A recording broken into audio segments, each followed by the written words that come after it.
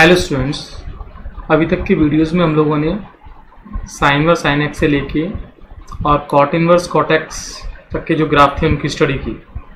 आज हम लोग बात करेंगे सेक इनवर्स सेक एक्स के ग्राफ के बारे में। Okay, y equals to sec inverse sec x. तो फर्स्ट ऑफ ऑल बात आती है कि sec inverse sec x x के इक्वल कब होता है। तो आंसर आएगा x belongs to 0 to pi except 90। 90 पे सेक 90 क्या हो जाएगा, अनडिफाइन हो जाएगा, क्योंकि सेक 90 का मतलब क्या है 1 अपॉन कॉस 90 और कॉस 90 क्या है कॉस 0, तो 1 upon cos 0 means 0, 1 upon 0 is undefine. That से पाई बाई 2 यहाँ से हट जाएगा। तो अल्टीमेटली बात जो तुम्हें समझ में आ रही है वो ये है कि sec inverse sec x x होगा जब एक्स इस इंटरवल में। ठीक है, सिंपल सी बात है, ये हमने सीख भी चुके हैं अभी। तो जैसे मैं कुछ क्वेश्चन इस पर ले लूँ, अब वो क्वेश्चन सिंपल से ही है। जैसे कोई पूछे कि भाई सेक इनवर्स सेक 45 कितना है, तो योर आंसर इज 45, है ना। किसी ने पूछा कि भाई सेक इनवर्स सेक 3 कितना है, your answer is 3। Sec inverse sec pi by 6 कितना है, your answer is pi by 6।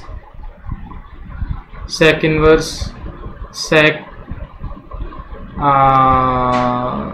3 pi by 4 कितना है, your answer is 3 pi by 4। अच्छा, प्रॉब्लम अब समझ में आती है कि प्रॉब्लम यहाँ नहीं होने वाली। प्रॉब्लम जब होगी जब हम पाई से आगे निकलेंगे। तो पाई से आगे निकलेंगे तो हम किस सिस्टम को फॉलो करेंगे। यही तो कंफर्म हो गया कि सेक इनवर्स सेक एक्स की वैल्यू एक्स जब है जब 0 से पाई है और पाई बाई 2 नहीं लेना है। तो यदि इसकी ग्राफ की हम लोग स्टडी करें तो इसका ग्राफ देखो, ग्राफ की स्टडी क्यों करें। पहले तो ग्राफ की स्टडी करने का मतलब सिर्फ इतना सही है कि हमें ट्रिग्नोमेट्री के वो सब्स्टिट्यूशन इजीली हम बता देंगे जिन सब्स्टिट्यूशन पे सेक थीटा रहता है। और ऐसा नहीं कि तुम्हें हमेशा ग्राफ बनाने की नेसेसिटी पड़ेगी। ट्रिग्नोमेट्री इतनी स्ट्रांग हो जाएगी कि धीरे धीरे आप समझ में आ जाएगा कि जो सेक इनवर्स के अंदर एंगल है उसको रिड्यूस करना हो जाएगा। तो वो भी बात कर लेंगे। तो एक बार हम लोग इसके ग्राफ की स्टडी कर लेते हैं। जैसे मैं आपसे कहूँ कि मुझे सेक इनवर्स सेक एक्स के ग्राफ की नेसेसिटी है, तो ग्राफ के लिए मैं ग्राफ ड्रॉ कर लेता हूँ इसका। इसके ग्राफ को एक काम करते हैं, छोटे से इंटरवल ड्रॉ करते हैं। जैसे सपोज ये मैंने एक्स और वाई एक्सिस ले ली और मैं यहाँ पे ये लाइन मैंने ड्रॉ कर ली। अच्छा, एक लाइन और ले लेते हैं इसे। इतने से ग्राफ की स्टडी करेंगे, फिर आगे भी हालांकि लाइन तो फर्दर ये भी आ जाएगी, तो ये लाइन भी आ जाएगी। तो नहीं, इसको नहीं छोड़ना है, आगे लाइन ले लेते हैं। लाइन छूट गई हमसे।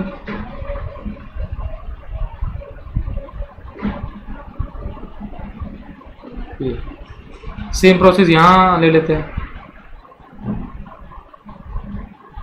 है ना, और यहाँ एक ले लेते हैं। इतनी सी बात कर लेते हैं हम लोग। चलो, तो अब बात आती है कि यदि एक दूसरा कलर ले लें जिसमें हम लोग बताएं कि आपको,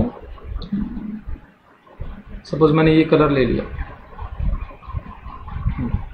ये जो पॉइंट है ना, this point is regarding the pi by 2, क्योंकि ये अल्टीमेटली यहाँ से यहाँ जो डिफाइन है रीजन, ये रीजन ये डिफाइन है। देखो, मीन्स ये 0 से पाई की बात हो गई, ये पाई बाई 2 है। मीन्स 0 से पाई में जो y इक्वल्स टू एक्स की लाइन है वही लाइन ये है। ये कहना चाह रहा था मैं। अच्छा, ये पाई है तो ये 2 पाई है। इस लाइन की बात करोगे तो स्लोप दिखाई दे रही है, -1 आ जाएगी। इस लाइन की स्लोप 1 आ जाएगी। यदि कोई कहे कि इस लाइन की इक्वेशन क्या होगी, तो इक्वेशन ऑफ लाइन हम लगा देंगे y minus y1 equals to m यानी -1 और x माइनस x1 2 पाई। तो यहाँ से इसकी इक्वेशन आ जाएगी, you can say 2 pi minus x, ये लाइन आ जाएगी। Means you can write y equals to 2 pi minus x। ये सेम इस लाइन की बात करेंगे तो यहाँ पर पॉइंट ये प्लस आ जाएगा, तो प्लस से सॉल्व करेंगे तो y equals to x minus 2 pi. तो पॉजिटिव स्लोप से ये लाइन आ जाएगी x -2 पाई। बात आती है बस बीच वाले पॉइंट्स नहीं होंगे इसमें, ये वाले पॉइंट नहीं होंगे, ये जो पॉइंट्स हैं π/2 की जो मल्टीपल्स हैं, जैसे π/2 हो गया, ये 3π/2 हो गया, है ना, ये 5π/2 हो गया, ये वाले पॉइंट्स नहीं होंगे, इन पॉइंट्स को हटाना है बस, तो अब इसलिए मिलेंगे भी नहीं आपको। ये y = -x की लाइन हो गई। सेम इस लाइन की बात करेंगे, ये 2π, ये पाई हो गया माइनस का, -π हो गया।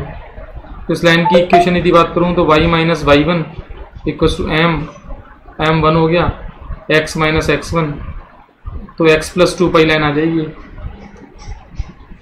तो बेसिकली ये जो ग्राफ है ना, ये you can see it is the graph of y = cos inverse, sorry sec inverse sec x। अच्छा, ये cos इनवर्स cos x की बेसिस का ही ग्राफ है, उसी की तरह का ग्राफ है, बस बात ये है कि हमें यहाँ पे इस π/2 को हटाना है। अंडरस्टैंड? अब ये सारी वैल्यूज जो भी आपको वैल्यूज निकालनी हो आप यहाँ पुट कर दो, वैल्यू सारी आ जाएंगी। जैसे कोई पूछे सपोज sec इनवर्स sec, अब बात आती है पाई से बड़ी वैल्यूज पे दिक्कत होगी, उन वैल्यूज को ले लेते हैं। 3π/2 लेनी नहीं है ना, जैसे पाई + π/4 लिया 5π/4, तो 5π/4 का जो आंसर है ना वो तुम्हें ये ग्राफ बता देगा। तो 5π/4 का आंसर आएगा 2π - 5π/4, सिंप्लीफाई कर लो तो 8 - 3π/4 आ जाएगा ये। पर एक बात जरूर आती है, ये जो एंगल होगा ना वो 0 से पाई के अंदर आ जाएगा अपने आप। तो ग्राफ की बेसिस पे बस यही है कि हम ये बातें इजीली बता सकते हैं। तो हमसे पूछे कि भाई अब 2π के करस्पॉन्डिंग कितना है, ये हो जाएगा लगभग 6 पॉइंट समथिंग। अब किसी ने पूछा कि sec इनवर्स sec 7 क्या है, sec इनवर्स sec 7, तो हमें समझ में आना चाहिए 7 को उठा के हमें यहाँ रखना है, मीन्स योर आंसर इज 7 - 2π, इतनी सी बात है बस। sec इनवर्स sec 7 ये है, राइट। कोई पूछे सपोज sec इनवर्स में, देखिए sec इनवर्स sec -3 कितना है, तो -3 का आंसर अब -3 आ जाएगा। लेकिन अब बात है ये -3 आएगा मीन्स माइनस का x आंसर आएगा, मीन्स -3, और आंसर इज 3। और वैसे भी sec थीटा पॉजिटिव होता है, मतलब sec के अंदर कुछ माइनस रखोगे तो माइनस कंज्यूम कर लेगा, क्योंकि sec का नेचर और cos का नेचर दोनों के नेचर कैसे हैं, सेम है। sec -θ और cos -θ ये कैसे होते हैं, cos θ होते हैं। तो sec इनवर्स sec x के बारे में जो भी इंफॉर्मेशन थी वो यही है। बाकी हम इतने ग्राफ पढ़ चुके हैं तो हमें ये बात समझ में आनी चाहिए कि ग्राफ से बस हम उस सेटअप पे पहुंचते हैं जिस सेटअप पे हम लोगों को पता है कि ट्रिग्नोमेट्री चेंज नहीं हो रही है। तो यहाँ पर 2π - x और x - 2π आप सॉल्व करके देख लो, आपको समझ में आ जाएगा। जैसे sec के अंदर मैं बात करूं तो sec 2π - x, ऑब्वियस सी बात है ये 4th क्वाड्रेंट में sec x हो जाएगा, इसलिए ठीक है। और कोई कहे कि सर ये क्या है, x - 2π आपने लिख दिया, तो sec पे माइनस के एंगल का इफेक्ट भी नहीं पड़ता है, तो ये भी sec x आ जाएगा, इसलिए ये सारे चेंजेस आ रहे हैं। ऐसे यहाँ पर चेंजेस मिल जाएंगे आपको। तो ये बात समझ में आ गई होगी। तो sec इनवर्स sec x के ग्राफ को समझ लिया, इसकी वैल्यूज को समझ लिया, है ना। इस पे बेस्ड जो क्वेश्चंस हैं वो एक साथ ही सॉल्व कर लेंगे।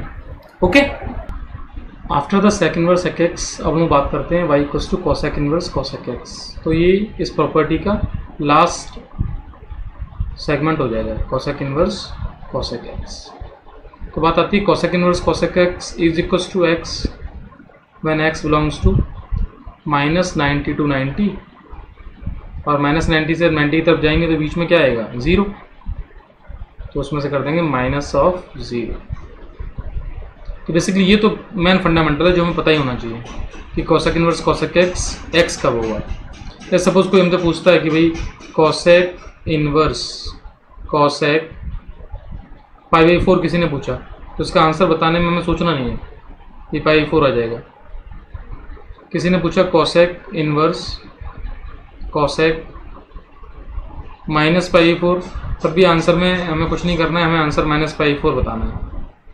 समझ गए ना, मीन्स इस इंटरवल में जब भी वैल्यूज है तब हमें उसमें कुछ सोचना ही नहीं है। कोई पूछे cosec इनवर्स cosec 1 कितना है, cosec इनवर्स cosec 1, तो आंसर 1 आ जाएगा ऑब्वियसली। तो ये बात समझ में आ गई हम लोगों को। 0 पर बात करेंगे नहीं, -1 पर -1 आ जाएगा। अच्छा, फर्दर वही बात आती है कि इसकी और वैल्यूज यदि करनी है तो हमें इसका ग्राफ ड्रॉ करना पड़ेगा। तो इसके ग्राफ को एक बार हम लोग देख लेते हैं, ग्राफ को समझते हैं, देखते हैं क्या चलता है ग्राफ में। इसका भी ग्राफ हम लोग चाहेंगे, अब एक सिंपल सा ग्राफ बना लें। अच्छा, बात आती है इसकी ग्राफ की भी स्टडी की जाए ना, तो इसका ग्राफ मेनली यदि मैं तुमसे कहूँ कि ये मैंने एक लाइन 90 की ले ली और एक इधर ले लेते हैं -90 की, इधर ही लेते हैं, और बीच में सपोज ये वाई एक्सिस ले ली। अब यहाँ पे -90 से यहाँ से लेते हैं -90, तो -90 से 90 तक की ओरिजिन से जाने वाली एक ही लाइन ड्रॉ कर लेते हैं, ठीक है। फिर सेम पैटर्न पे यहाँ से एक लाइन ड्रॉ कर लेते हैं ऐसी, और एक ही आ पाएगी। अब एक लाइन अब फाइनली यहाँ आ जाती है, और इधर भी हम लोग दूर एक लाइन इधर ड्रॉ कर लेते हैं, तो अल्टीमेटली इसकी स्पीड ठीक ठाक हो जाएगी। अब बात आती है इसको समझने के लिए, मैं -90 से 90 के बीच की जो पोजीशंस हैं उनको डिफाइन करने के लिए हम लोग यूज़ कर लेते हैं उस कलर का और इस साइज का, इसका, ठीक है। देखो एक्चुअली इसमें जीरो वाले पॉइंट्स नहीं है, ये नहीं है, मीन्स ये वाले पॉइंट्स नहीं है इसमें, यहाँ पे डिफाइन नहीं है। और ये मुझे पता है कि -90 मीन्स -90 के करस्पॉन्डिंग ये लाइन आ गई, ये +90 की करस्पॉन्डिंग लाइन आ गई, तो ये 90 हो गया, ये -90 हो गया, और इसकी अपर लिमिट भी यहाँ पर -90 से 90 आ जाएगी कॉसेक इनवर्स कॉसेक एक्स के लिए, ठीक है। तो जब भी एंगल इस सेटअप में है तो इक्वेशन आ जाएगी y = x, सोचना ही नहीं।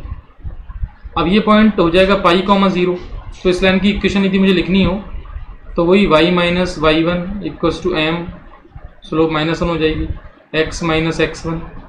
तो इक्वेशन ऑफ लाइन इसकी कितनी आ गई, y = देखो π - x आ जाएगी, π - x। जैसे ये पॉइंट अब 3π/2 आ जाएगा, ये वाला पॉइंट 3π/2 पॉइंट आ जाएगा, ये वाला, है ना। और इसकी बात करें ये 2π, 0 फिर आ जाएगा, जैसे ये -π, 0 आ जाएगा। इस लाइन की यदि बात करते हैं तो y - y1 = m, x - x1 तो प्लस हो जाएगा, तो ये y = टाइम्स पाई + x आ जाएगा। कोई थर्ड क्वाड्रेंट की बात है तो माइनस प्लस हो जाएगा, ठीक है। तो बात समझ में आ रही होगी। अब कोई पूछता है हमसे कि भाई कॉसेक इनवर्स कॉसेक 4 कितना है, तो सोचना नहीं है, 4 के लिए हमें 3 के आसपास जाना है, यानी यहाँ कहीं 4 हो जाएगा, तो आंसर π - 4 आ जाएगा, π - 4। अच्छा 180 - 4 सेकंड क्वाड्रेंट में, तो इसका बिहेवियर जस्ट लाइक sin θ ही हो जाएगा।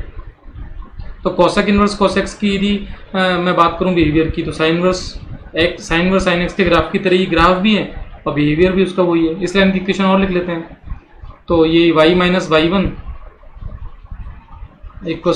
m 1 हो जाएगा, इसमें x - x1 आ जाएगा, तो ये x - 2π आ गई लाइन, x - 2π y = तो इसकी करस्पॉन्डिंग कोई पूछे सपोज कि कॉसेक इनवर्स कॉसेक 7 कितना है, तो आंसर आना चाहिए 7 - 2π।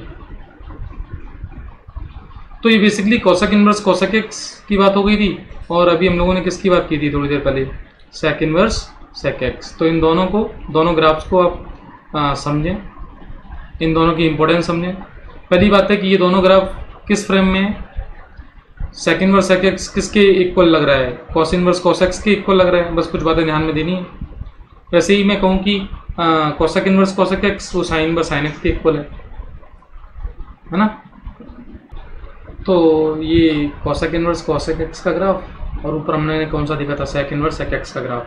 तो इन दोनों ग्राफ्स के बेसिक पॉइंट को समझ लें, है ना। फिर इन पे क्वेश्चंस जो हैं वो मैं अभी आपको बताता हूँ क्वेश्चंस, पहले इन ग्राफ को मेमोराइज कर लें। अच्छा, ग्राफ को समझने के लिए बस एक बात समझनी है, वो क्या है कि कॉसेक एक्स में ट्रिग्नोमेट्री लग रही है।